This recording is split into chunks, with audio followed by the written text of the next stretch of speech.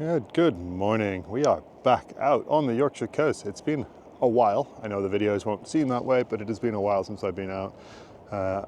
And if you don't know that view, we are back at Ravenscar. It is always a favourite place of mine.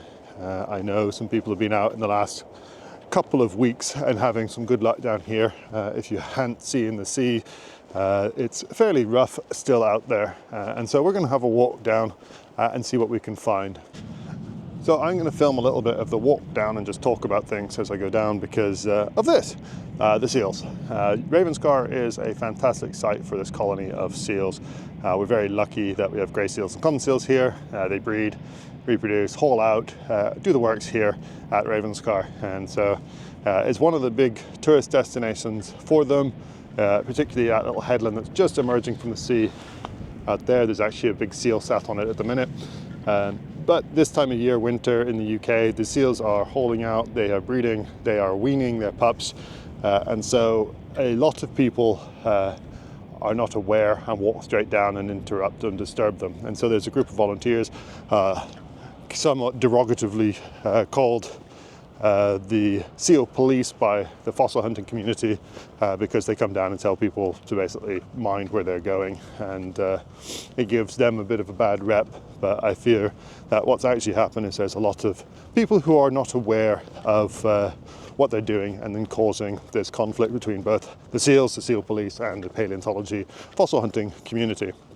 And so what I'm going to do is just show you in a second as we get down why there's this issue.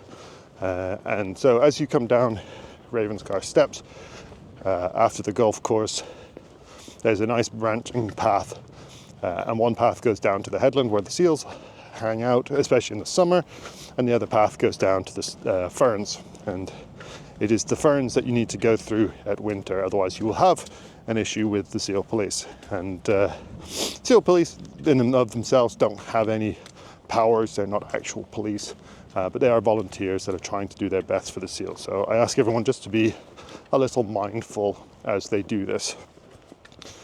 So here we go. So just ahead you see there's a little signpost that has some arrows on it, and the path that kind of splits between the mud to the left and the sort of grassy bit directly in front. This bit here is your decision. In summer, feel free to take the left path. That all goes down to that headland where that seals hold out. But in the middle of winter, going down there, you run into the seal colony because they all tend to hang out in and around that area and into the bay below, where there's big nodules that hang out. But if you're coming fossil hunting in winter, this is the way to go. You go through these paths towards the ferns, which grow up through summer, and you'll be fine. And the seal police are quite happy and really appreciative in general if you go this way. It's that simple. Go that way, they get grumpy. Go this way, not grumpy. That's as simple as it is. You do what you want to do, but that is the short and sweet of it. I'll show you the big bay where the seals hang out this time of year, and the other thing that the seal police really hate if you go down to. So this is a bunch of seals just down the bottom here. The tide is still receding, so it's going to be going out for another 3 hours. And so this bay gets much, much bigger, and a lot more seals will start hauling out. But this is their sort of protected little bay through winter, and the seals will be out here in force in the next hour or two. It's very distinct. There's a line of sort of large nodules that roll across there, and in winter basically this bay is a no-go. This is what will piss off the seal police and give us all a bad name. But in summer the seals stop hauling out here, or at least stop hauling out in great numbers, and go to that headland just around the corner to your left of the screen, and that's where all the tourists go to see the seals, and the seal police will be down there happily talking to you about the seals. So again, it's just a reminder, the seals are here, they're wild, they deserve a chance to live without us harassing them, and they do get disturbed even if you're walking near them, or even surprisingly not too near them. But when they've got pups, I can't say that's too surprising. So it's just use your common sense, come down through the bushes, through the ferns, and all will be good, and we will stop having, I wouldn't say toxic interactions, but interactions where there's people complaining about the seal police, and no doubt the seal police complaining about the fossil hunters, which no one wants. Hopefully now a lot easier to see why this bay is one that you should really avoid across the winter and even into early summer. This is just full of seals, and there's a lot of young ones in there, and the females do get very aggressive whilst protecting their pups, somewhat understandably. So yeah, if you are in the area, you are looking for fossils, please, please, please avoid this bay during the winter time and come down to the fern section. As you can see, it looks a little ominous today. Very grey and overcast with some decent surf still rolling in. We know that there's at least one more person down, at least parked up at Ravenscar. Whether they've come this way or gone towards Boggle Hole, I don't know.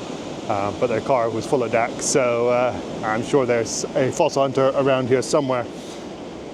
I'm hoping to find some goodies though, because the last few days on the coast have been a bit sparse for me. That's how it goes sometimes, but we won't find anything unless we get down there and start looking, so yeah, let's go do that. And all those footprints are not just today. There's been a lot of people down here over the last few days by the looks of it, so we'll just have to see what it is. But yeah, we live in hope there's something good. And just to prove a point about where the seals are hauling out, there's one in front of me and another one there.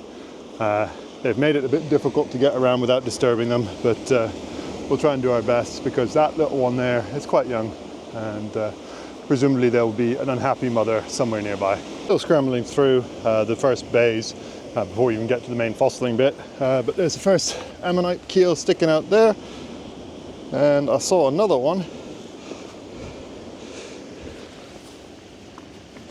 over here.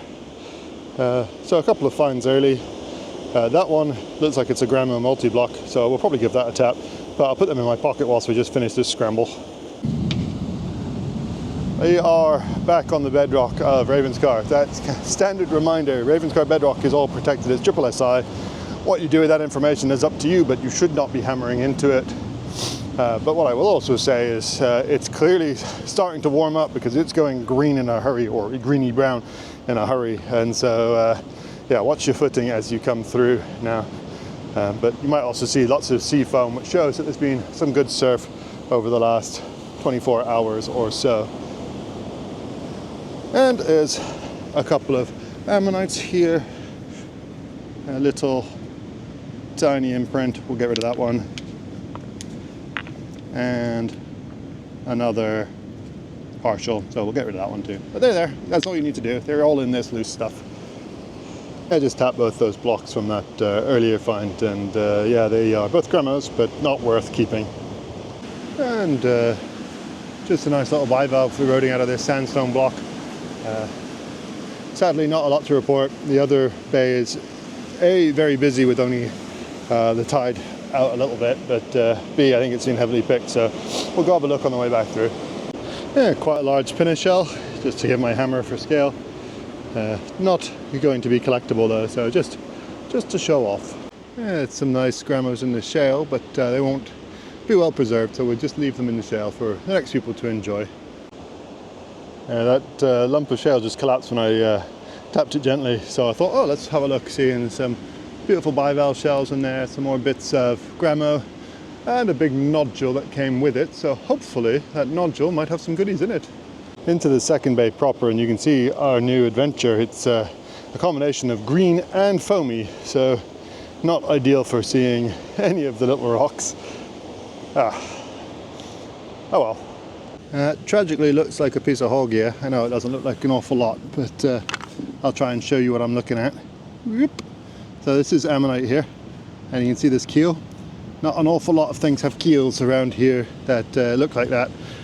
So my guess is that was a hog gear, and unfortunately the rest of it should have been coming this way, so middle's not there. Some things I can quickly just show off here. This is a negative of a pseudo. It was a much bigger one as the rest of a whorl, but someone's tapped it, I would say, and it's fallen out. Some lovely bit of ammonite. You can just see the different bits of suture patterns there, and then there's another little ammonite keel just sticking out there. We might just get that one just to see if it's anything interesting. I think it'll probably be a little, possibly a little hildy, possibly a little gramo. Give it a tap, it'll probably explode because of the angle, but here we go. Just a little gramo sitting on the top.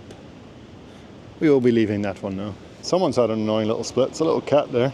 Yeah, I don't know where the other side of it's gone, but I might just tap it and see if the middles are there. Yeah, that cat, I didn't get it all the way down, but it's now small enough that I can put it in my bag and not feel too bad about carrying it. I wasn't paying too much attention to this big old block I picked up, but yeah, it's all fishbone. That's just shattered out of it. So that will stay here.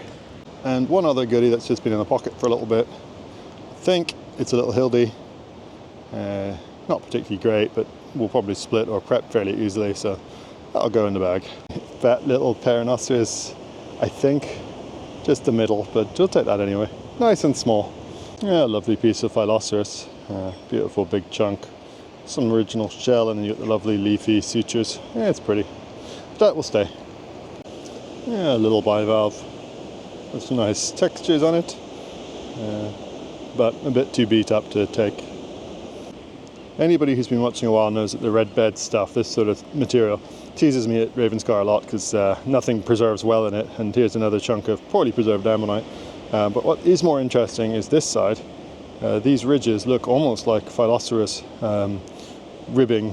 When they get big, they get these big wavy patterns, which would be interesting if that's what that is. But yeah. It's a pretty little one in the shell. That actually might be 3D, so I might see if I can get that one out. Sometimes these are a bit more rare than just the usual gramos, so see what we can do. It came out a treat. It's a little peach, that. I love the colour on it. Obviously a bit pyritic, but it's come out sort of red and coppery rather than even the standard pyrite. That's beautiful. That's a decent looking gramo at least. Sadly, yeah, outermost were all gone, but yeah, should be alright. Another little decent gramo. Odd that I've not found many multis today, but yeah, the singles have been alright. A little DAC, not special, probably will stay. A little gramo block, not particularly special, probably will stay. A little worn and beat up hildy. Nice to see, but as with the other bits, it's going to stay here. A little hildy in there. Needs a bit of a prep just to take this off, but that should be all there. Yeah, first pseudo of the day. Bit of a shame that's a partial, because that was a beauty. But alas, that's what it is, just a partial. Just going to take a few minutes just to admire the view, because yeah, it's just pretty. Pretty, pretty, pretty.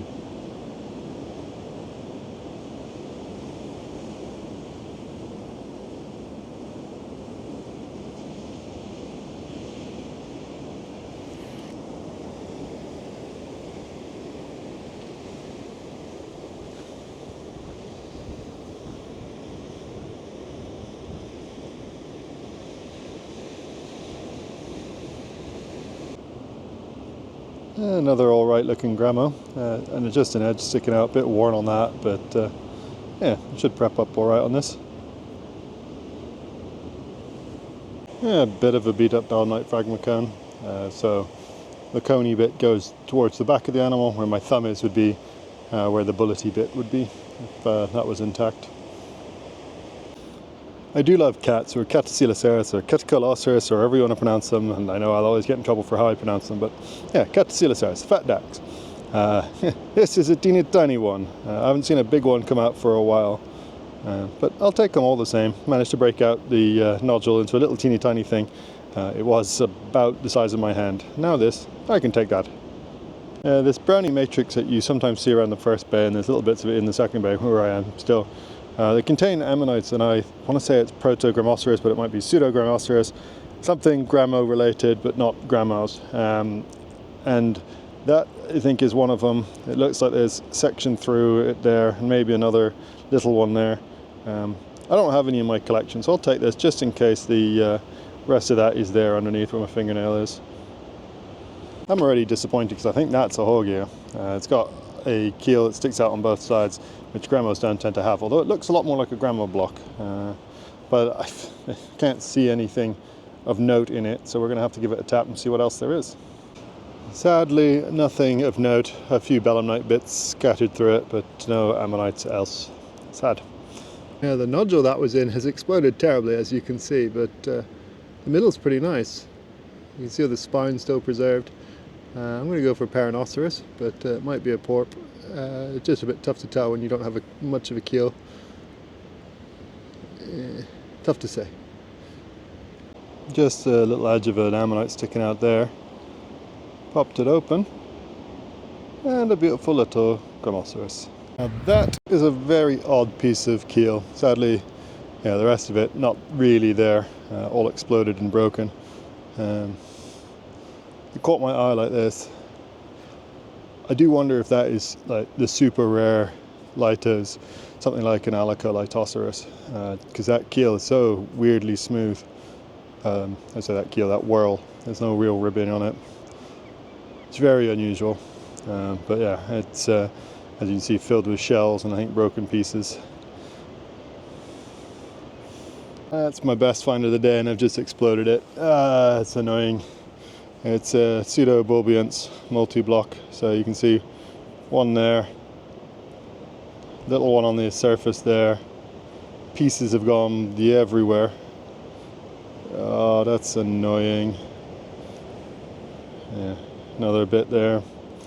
Pieces, but that block was just super pyritic, so yeah, I hit it and it just went. That's annoying. Might still see if we can get this one a little smaller. Yeah, I'll take that one as is. I've just done a big dum-dum. That's such a heartbreaker. I saw the top of it, it's like, oh, I'll just give it a tap, and it's exploded into so many bits, but it was a beauty of a pseudo, in good shape. And the rest of it there you can see in that piece. It would have been a cool one with lots of little shells around it. Stupid, stupid, stupid, stupid, stupid, stupid. That one hurts. Yeah, big partial hildy. Someone's tapped it, broken on that side. Gone to pot, but it's sure a shame because that was a big one. That's a nice little Gramo too. Nice colours on it, nice pyrite shine. A bit of wood in the block down there too. I think it's got one of those like second skins or whatever you want to call it, just overlying the pyrite layer. So that middle, I think, might tidy up a bit further. We'll see. Probably worth taking. One of my favourite bits is the walk back between the bays, especially when the tide's out. You get a layer full of hildies. Beautiful little one there, just coming out. And I say little, I mean it's still a good 4 or 5 inches across. And a piece of fossil wood, 180 million years old, give or take, with a lovely knot right there where a branch would have been coming out once upon a time. I do love those bits of history, the fossils that do tell a little bit of a story. I hope everyone by now knows I'm a sucker for really terrible ammonites from the blue-white formation, so the very, very top. That's another one there. Just see the edge of it going around. Might see if I can break this down a little bit just to see if it's there, rather than carry this back up for the hope. I haven't moved very far. That's still the one I want to split apart in a minute. But this is one of the most worn ammonites you'll see me pick up. But the section that's not super worn, it's still got some shell on it. Those ribs go straight across the midsection, the venter. It's got some spines. That might be a little Porpoceros, which would make it interesting. And I think this side won't be quite so worn as the other. A semi-decent Gramo multi. So there's one there, a bit broken. That one's pretty nice. There's a little one just a touch broken on that corner. And there's another one here, which I think this section will come off, be quite nice. I quite like it. Another Gramo multi. This one not quite so nice. I'm not convinced the middle's on that one, and that lost its shell. You can see the mineralization of the rock has probably done a number on it. Bit of a shame, but funny how there's more Gramos now between the bays than there are in the second bay, where there should be loads of them. It's just that heavily picked at the minute. That's a pleasant surprise. Hadn't really paid much attention to this, that little bit there. But yeah, it's a fairly decent sized Gramo hiding away in a fairly small nodule. So, if you look at this nodule, like, that's been tapped by a couple of people, once here probably, and once on this end, it looks like. But for some reason, whoever's tapped it's not seen this, whether this is bounced around in the sea or what, but that is a big old cat. You can just see the other side of it there. I am none the wiser why anyone's left that. That's a chunky boy. So I'm very, very pleased to see that, because as I was saying earlier, I haven't seen many big ones in quite a while come out of here. That is a very good sized one. But come along, there's a few other things, so I'll put that one down with my hammer. There is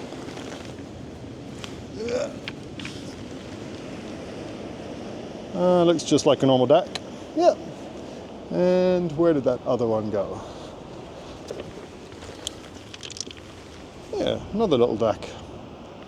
Probably go in the bag, probably get passed off to someone else on the beach, but yeah, little hotspot. It's weird to say, but I've enjoyed the hunt between the bays more than any of the other bits so far. And one more thing to find, see if you can spot it.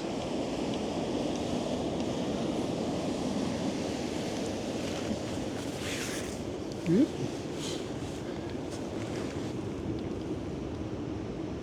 That looks like a decent Paranoceros. Possibly a Porpoceros, but really tough to tell when they're a bit battered like that. I think that's going to wrap us up here today. Me with my ridiculously wild looking hair. The wind has picked up, but hopefully that hasn't affected the sound quality for you guys too much. Being one of those days again, not a huge amount, but weirdly between the bays was super productive for me. And that big cat, I'm hopeful that's all there, and that will be the biggest cat I've seen out of here in a while. I've got a couple of small ones just to make me feel better as well. But a few grammos, some bits of what were probably much rarer things, but bits is all I could say for them. But yeah, the pseudomultis typically broke, but yeah, at least I've got a couple of them, and hopefully can sit down and have a look at prepping down the line on those. So thanks a lot for watching, everyone, and let us know what you enjoyed, and I'll catch you all in the next one.